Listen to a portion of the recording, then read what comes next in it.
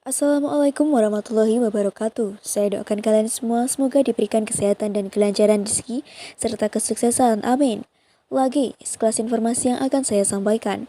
Komisi 4 DPR soroti dan advokasi persoalan limbah tailing di Papua. Komisi 4 DPR menyoroti persoalan limbah tailing atau limbah yang dihasilkan dari proses produksi pengolahan biji emas dan tembaga di Provinsi Papua. Anggota Dewan sepakat melakukan advokasi atas persoalan tersebut. Hal ini dilakukan setelah DPR menerima pengaduan dari DPRD Provinsi Papua dan Wakil Masyarakat Mimika yang dirugikan dari kegiatan pembuangan limbah tailing yang diduga dilakukan PT Freeport Indonesia (PT-FI). Wakil Ketua Komisi 4 DPR Deddy Mulyadi menuturkan ada dua upaya advokasi yang dilakukan parlemen menyikapi aspirasi korban limbah tailing PT-FI ini. Pertama, melakukan rapat dengar pendapat RDP dengan mengundang para pihak yakni PT-FI, Kementerian Lingkungan Hidup dan Kehutanan KLHK, Kementerian Kelautan dan Perikanan KKP, para bupati dan gubernur di Papua serta unsur pimpinan DPRD Provinsi Papua. Cuma kalau untuk kehadiran wakil masyarakat, ya silakan pintar-pintarnya DPRD untuk ajak masyarakatnya, kata Deddy saat memimpin RDPU dengan DPR Papua dan wakil masyarakat korban limbah tailing PT-FI di Gedung Parlemen Jakarta, Rabu 1 Februari. Kedua, sambung Deddy, Komisi 4 DPR akan melakukan kunjungan kerja ke areal yang disebut sebagai sumber malapetaka bagi masyarakat Papua. Menurutnya, dengan kerja langsung ke lapangan, upaya advokasi dan pembelaan kepada masyarakat adat akan menjadi jauh lebih mudah.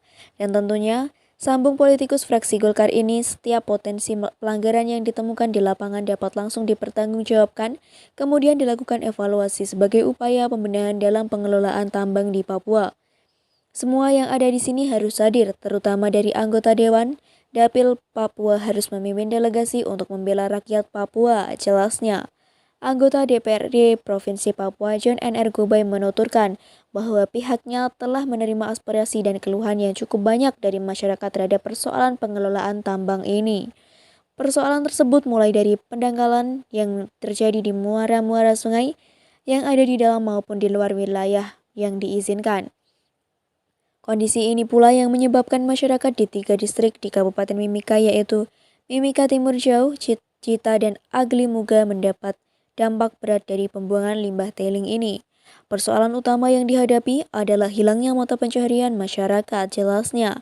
Menurutnya, saat ini sumber makanan masyarakat di Timika makin tergerus lantaran sungai yang menjadi tempat hidup mereka dalam mencari sagu dan berbagai sumber protein lainnya terganggu oleh adanya pembuangan tailing. Tidak hanya itu, banyak juga masyarakat terutama anak-anak yang mengalami sakit berat akibat lingkungan tempat hidup mereka sudah tercemar berat. Beberapa pulau juga telah hilang karena tertutup endapan tailing dan lain-lainnya, tegasnya.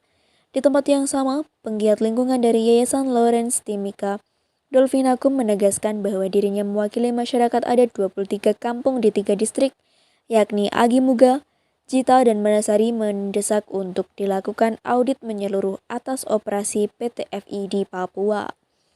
Mereka meminta agar penegakan hukum dilakukan dengan tegas serta pemulihan atas seluruh kerusakan lingkungan hidup, baik warga di wilayah lingkar tambang dan wilayah pesisir Timika yang ada di 3 distrik. Mendesak pemerintah dan DPR segera memerintahkan kepada PT-FI untuk mengganti seluruh kerugian yang dialami warga dan lingkungan hidup, tegasnya.